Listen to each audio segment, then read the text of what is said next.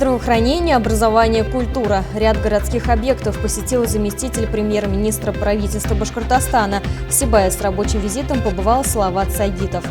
Экстремальный, но чарующий вид транспорта. Сегодня отмечается Всемирный день мотоциклиста. Теперь об этом и другом более подробно. В эфире выпуск новостей, в студии Наиля Ахмедшина. Здравствуйте. В минувшую пятницу с визитом в нашем городе побывал заместитель премьер-министра правительства Республики Башкортостан Салават Талгатович Сагитов.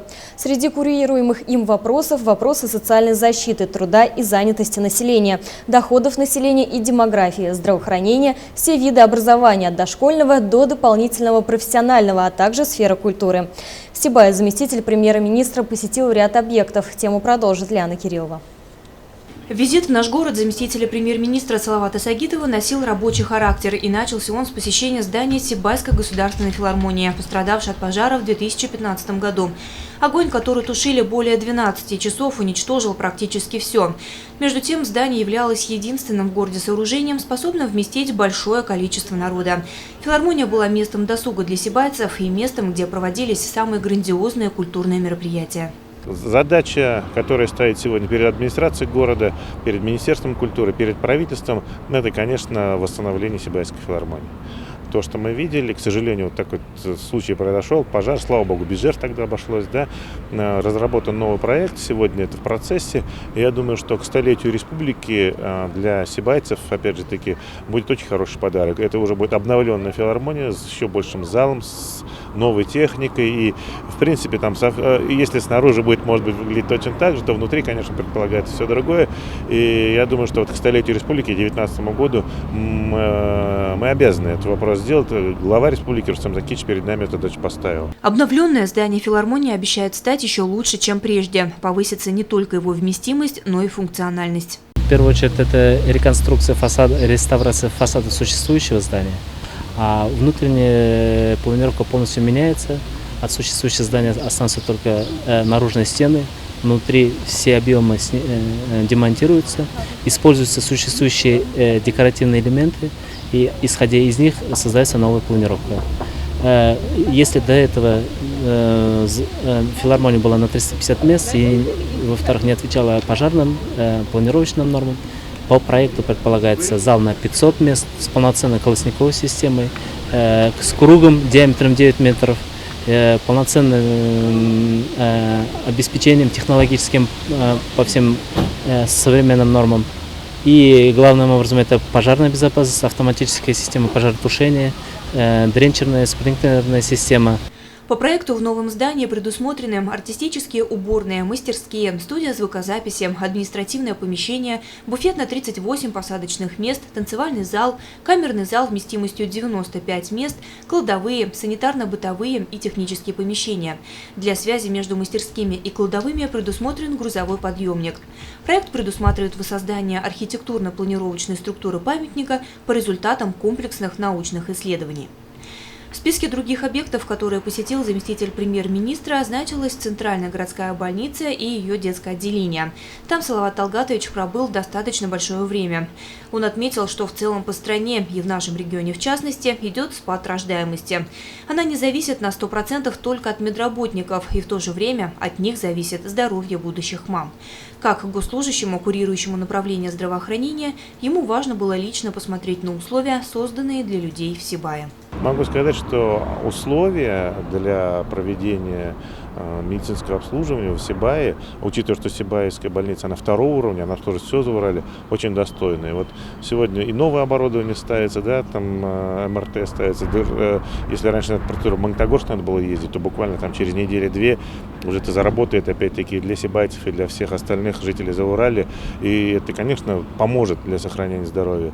Но при этом, при всем, хочется заметить, и, наверное, обращаясь прежде всего к жителям города, что о здоровье в первую очередь не врачи заботятся, а о здоровье каждый должен заботиться о себе сам. А врачи, они должны помогать поддерживать это здоровье. Но в целом, еще раз говорю, та инфраструктура, которую я сегодня увидел, есть вопросы, есть небольшие, я бы не назвал это проблемами, есть вопросы, которые необходимо решать, и мы в ближайшее время, я думаю, силами Минздрава поможем, и некоторые там моменты подкорректируем. А в целом больничный комплекс, в целом, конечно, оставляет очень положительное впечатление. В зоне внимания заместителя премьер-министра оказались и учебные заведения города. Салават Талгатович посетил педагогический и многопрофильный колледжи.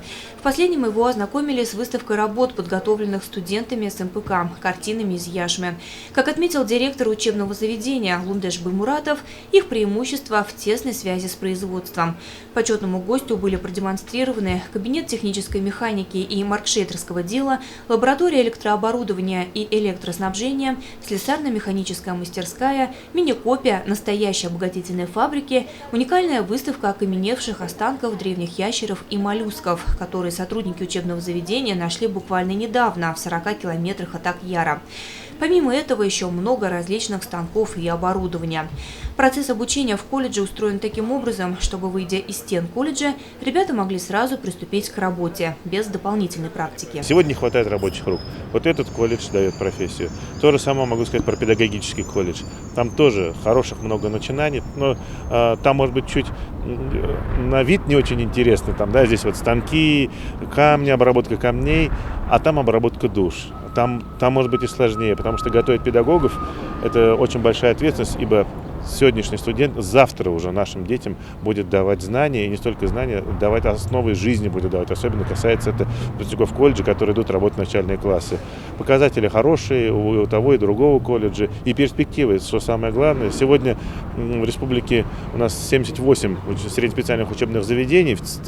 Когда-то было, может, чуть больше, но мы сейчас смотрим, где-то объединяем, и в Сибае было объединение произошло. Я думаю, вот с объединениями уже хватит, что называется, да. А вот те колледжи, которые сегодня функционируют, медицинский колледж, да, необходимейшие профессии сегодня в Сибае ваши вот учебные заведения дают, и это очень важно. Отдельным пунктом в списке маршрута значился Сибайский институт Башкирского государственного университета. Как известно, за последние годы его наполняемость студентами значительно спала. В связи с этим прошли и массовые сокращения сотрудников. Похожая ситуация наблюдалась в филиалах Уфимского авиационного технического университета в Нефтекамске и Туймазах. В итоге принято решение закрыть эти филиалы. Как отметил Салават Талгатович, сегодня все усилия направлены на то, чтобы не допустить подобной ситуации в Сибае. Есть вопросы по дальнейшему развитию Сибайского филиала Башгосуниверситета. Не все и сегодня мне, наверное, понятно, но в целом, опять-таки, мы прекрасно понимаем, что Сибайский филиал БГУ – это не столько для города, а сколько для всего Зауралья. Это единственный центр для получения высшего образования. И опять же таки, поручение главы республики есть сохранить этот колледж, этот филиал и в дальнейшем его развивать. Мы сейчас несколько вариантов развития Сибайского филиала БГУ рассматриваем. Я думаю, в течение 3-4 месяцев мы сможем прийти к какому-то одному, для того, чтобы никто не пострадал. Для меня самое главное, чтобы дети, которые учатся либо в колледже, либо в институте, либо в университете, чтобы они, окончив это заведение, получили квалифицированные знания, получили профессию и нашли работу по специальности. Не работали в торговых залах менеджерами там или еще где-то, а вот на то, за что они затратили время, 4 года учебы, чтобы даром не прошли. Вот это, наверное, самое главное. За несколько часов пребывания в Сибае заместитель премьер-министра успел познакомиться и с самим городом, и его жителями. Салават Талгатович признался, что впервые находится в Сибае. Если говорить о городе Сибае, недаром, наверное, называется столицей Зауралья, это действительно так оно и есть. Здесь приятно действительно проехаться, видно, что ухоженный город. Самое главное, традиционно для нашей республики это все отмечают, и Сибай здесь не исключение. Очень добрые люди, Аллах шикар, да, что называется. Поэтому мне хочется, на самом деле, пожелать всем сибайцам здоровья, добрых дел и всего самого наилучшего. Лена Кириллова, Радмир Исенгулов, Любовь Карпова для службы новостей.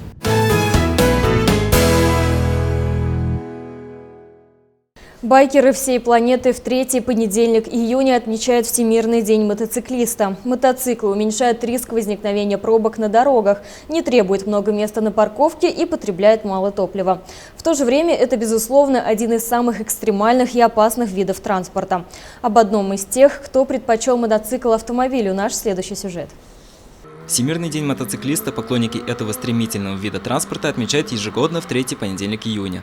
Интересен и тот факт, что этот необычный праздник появился в 1992 году и получил символичное название «На работу на мотоцикле», когда сразу в нескольких странах энтузиасты, оставив автомобили в гаражах, отправились на работу на двухколесных транспортных средствах. Уже через несколько лет вызвавшая резонанс акция приобрела мировые масштабы и превратилась в международный праздник. В нашем городе на улицах можно встретить десятки мотоциклистов самого разного возраста. Среди них Денис Ламбай-Назаров. Его увлечение мотоциклами началось в 12 лет и продолжается вот уже 6 лет подряд. Интерес к мотоциклам проявился с детства. Все начиналось... По телевизору видел, как гонки на мотоциклах, так и захотелось гонять. Также в поворотах закладывать до коленочки. Со временем все шло к этому. Сперва на велосипеде просто катался. Тоже нравилось. В 12 лет, получается, мне отец купил мопед Ригу. И все, пошла моя мотоистория. За годы увлечения у Денислама появилось много друзей и знакомых, которые также разделяют его интерес. Они часто выезжают вместе одной группой, чтобы проехать очередную дистанцию и просто хорошо провести время на свежем воздухе. У нас порядка 9 человек. Также вечерами выезжаем, катаемся по городу, за городом. Вечером машин меньше, безопаснее кататься, чем днем. В этом году ездили на открытие мотосезона в Магнитогорск, в Белорецк, в Оренбург. За 6 лет Денислам успел попробовать езду на 11 мотоциклах разных марок. На данный момент в его владении Yamaha R6. Железный конь сейчас находится в престижном салоне, где он проходит процедуру тюнинга. У меня мотоцикл свой Yamaha R6, полностью подготовленный для стандрайдинга. Сам все подготавливал, все делал. Так, получается, это езда на заднем колесе, езда в трюковом режиме на мотоцикле, дрифты, езда на переднем колесе, все это стандрайдинг. Самая дальняя дорога, которую совершил Денислам на железном коне, это поездка до столицы нашей республики, города Уфа. Конечно, такие дистанции требуют и особого ухода за техникой. За своим мотоциклом юноша бережно ухаживает, ведь от этого зависит в первую очередь его безопасность на дороге. Такой экстремальный вид транспорта не простит ошибок, и если новичок садится за руль, он должен, во-первых, думать головой.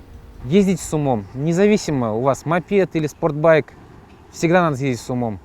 На дороге может быть любая опасность.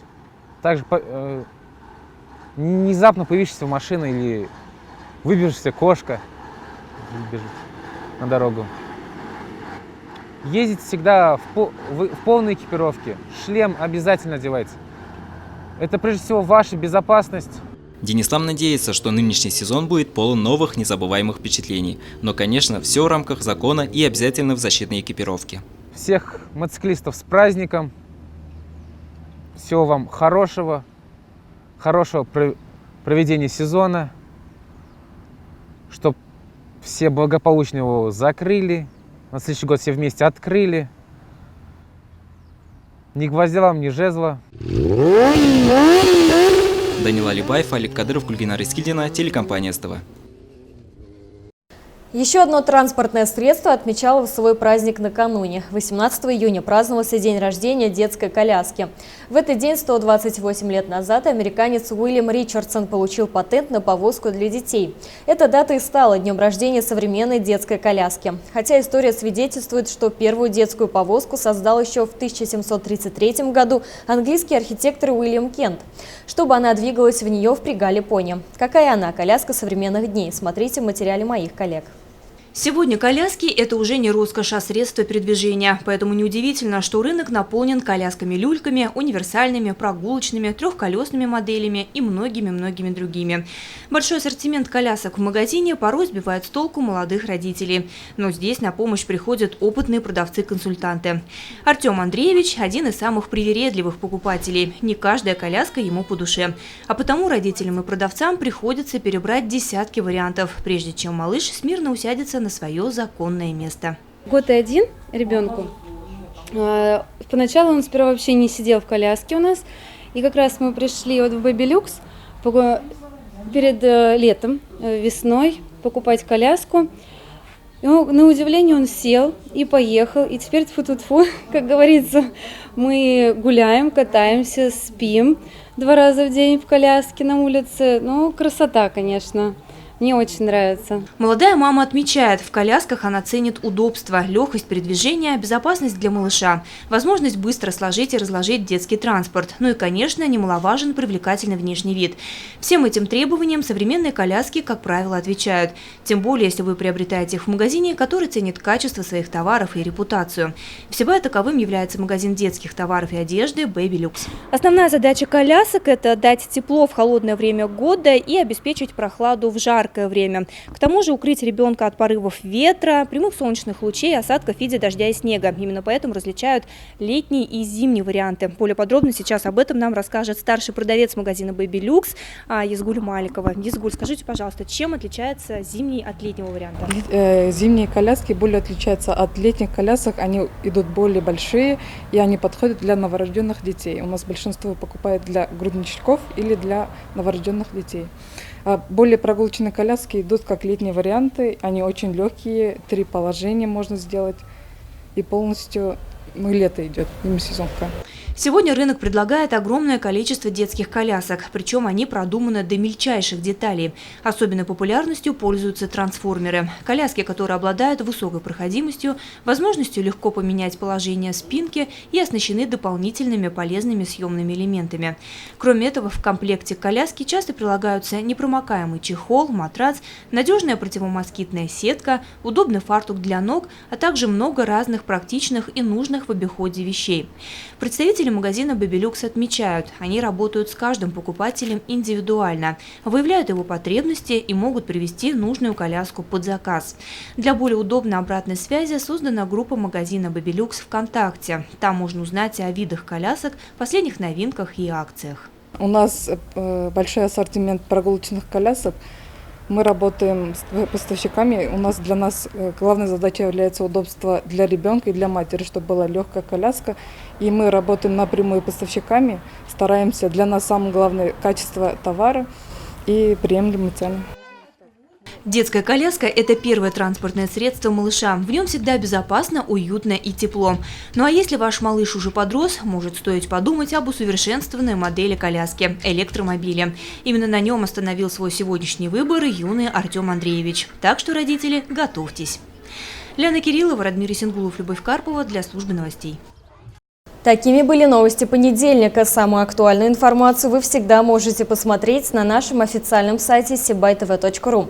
Кроме того, свои новости, вопросы или пожелания вы также можете сообщать на сотовый телефон службы новостей 8 927 303 43 43, либо писать сообщения в Вайбере и WhatsApp. Связь доступна в рабочее время.